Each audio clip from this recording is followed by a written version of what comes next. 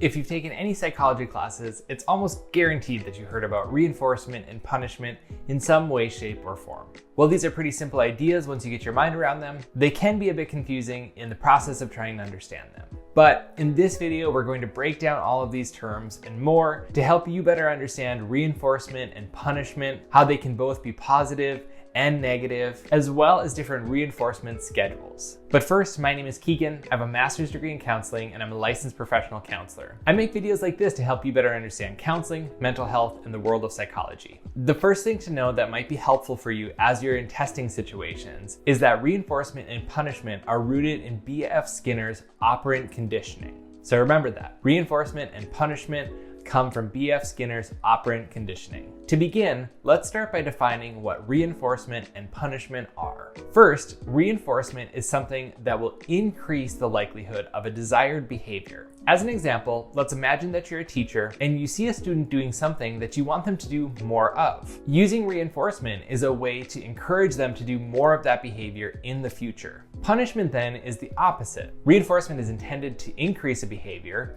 Punishment then is intended to decrease the likelihood of a behavior happening again in the future. If we continue the example of you as a teacher, if you see a student doing something unkind or unfavorable, punishment would be a way to decrease the chances of having them do that thing again at some point in the future. So how do reinforcement and punishment both have a positive and a negative version? That's a great question, and this is where it can get a bit more confusing sometimes. Here's the best way to think about it though. When we talk about one of them being positive, that means that we're adding something else into that situation. If we're talking about one of them being negative, that means we're taking away something from the situation. So positive means we're adding to the situation, negative means we're taking something away from the situation. Let's go over some examples to help clarify this a bit more. We're going to continue the example that we're a teacher. If we see a student doing something favorable, like getting all of their work done during class, we might use positive reinforcement by giving them a treat to encourage them to keep getting all of their work done in class. Because we want that behavior to continue in the future, we're reinforcing it. And because we're adding something into the situation, in this case a treat, that means it's positive. So we've used positive reinforcement. Alternatively, we could use negative reinforcement. If the situation was the same, that we wanted to encourage the student to continue to get their work done in class, using negative reinforcement would be something like telling the student they don't need to complete the other worksheet that they were assigned. Therefore, by telling the student they don't have to do this other worksheet that they were originally supposed to have to do, we've now taken something away from them. We're making them do less work. But because we're taking it away, that means it's negative reinforcement. So we're rewarding them by having them do less work. Remember, negative reinforcement is not punishment.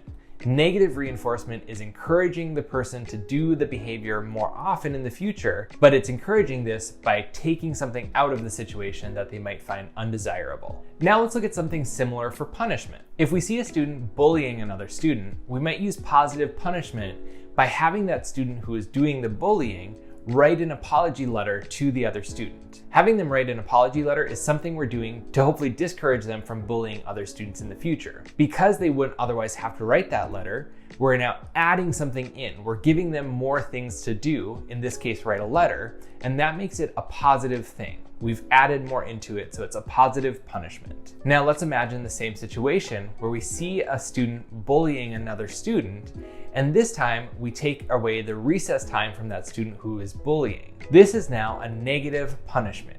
We've taken away something that they would otherwise find enjoyable, which is recess. And because we're doing something that's intended to discourage that bullying behavior in the future, it's then a punishment. So it's a negative punishment because we're discouraging them from bullying in the future by taking away recess time that they might otherwise find enjoyable. Just remember, reinforcement is intended to increase a behavior in the future. Punishment is intended to decrease behaviors in the future. Try not to think of positive as good and negative as bad. Instead, think of positive as adding something into the situation and negative as taking something away from the situation. This leads us to reinforcement schedules, which are sometimes called patterns of reinforcement. These are patterns or schedules of when reinforcement will be used on a specific behavior. There are two overall categories of reinforcement schedules: continuous or intermittent. Let's talk about continuous reinforcement schedules first. With the continuous reinforcement schedule, a behavior will be reinforced or rewarded every time it happens. This schedule works best for a behavior that we're trying to establish and that we're trying to get reinforced to continue to happen more often.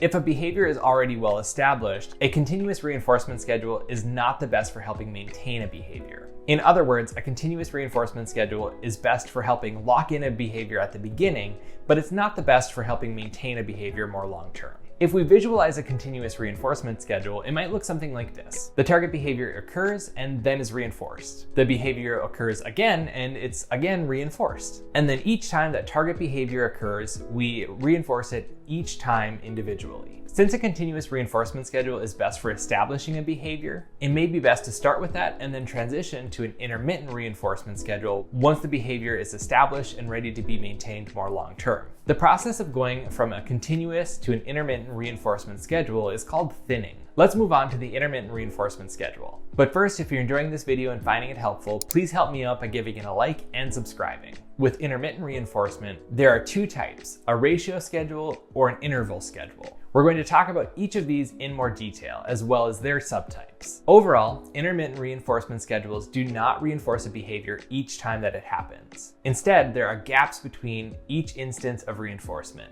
With a ratio schedule, a behavior is reinforced after a certain number of times that behavior has occurred. As an example, a behavior may occur and then be reinforced. It may go 5 more times, and on that 5th time, when that behavior happens again, it's again reinforced that time, but it wasn't reinforced those other 4 times between. Then again, it may happen 5 more times. Those 4, it doesn't get reinforced on, but on the 5th, it then gets reinforced again. This would actually be called a fixed ratio schedule. It's called fixed because the number of times that a behavior has to occur between each reinforcement is consistent. It stays the same each time. Instead, a variable ratio schedule could be used. If that were the case, the number of times that a behavior would have to occur between each reinforcement would vary. As an example, a behavior could occur and be reinforced. It could go 10 times before it's reinforced again, and then it could happen 4 more times and be reinforced on the 4th. So the number of times between each reinforcement is changing. It's unpredictable. And so that's what would be called a variable ratio schedule. There's also an interval schedule. In that case, we're looking at the amount of time that has to lapse between each reinforcement. Interval schedules can also be fixed or variable. If we look at a fixed interval schedule, the amount of time that would have to pass between each reinforcement would be consistent each time. For example, a behavior may occur and then 10 minutes may have to go by before that behavior could again be reinforced. Then 10 more minutes could go by before the behavior could be reinforced again. For a variable interval schedule, the amount of time between each reinforcement is going to be shifting and it will change each time around. Again, it's unpredictable. For example, a behavior may be reinforced, 12 minutes may need to go by before it can be reinforced again, and then 7 minutes may go by before it can be again reinforced. With an interval schedule, whether it's fixed or variable, it doesn't matter how many times the behavior is done. What's important is how much time has lapsed. And so a behavior could be performed and there may need to be a 12-minute time before the next reinforcement could happen. It wouldn't matter if that behavior is only done 1 more time in that amount or 10 more times. The important thing is that 12 minutes need to go by before that could be reinforced again. To help remember ratio versus interval, remember that ratio involves the number of times that something must have to happen, whereas interval is referring to the amount of time that must go by before reinforcement can happen. When a behavior goes away because it isn't being reinforced, this is referred to as the behavior being extinguished. If a behavior goes away entirely, this is known as extinction of the behavior. Something that might be helpful for you to know is that the variable ratio schedule produces the highest response rates for behavior, and these behaviors are then hard to extinguish. This is typically the model that's used in slot machines at a casino. You never know how many times it will be before your bet will be rewarded, but you expect that your bet is going to get rewarded.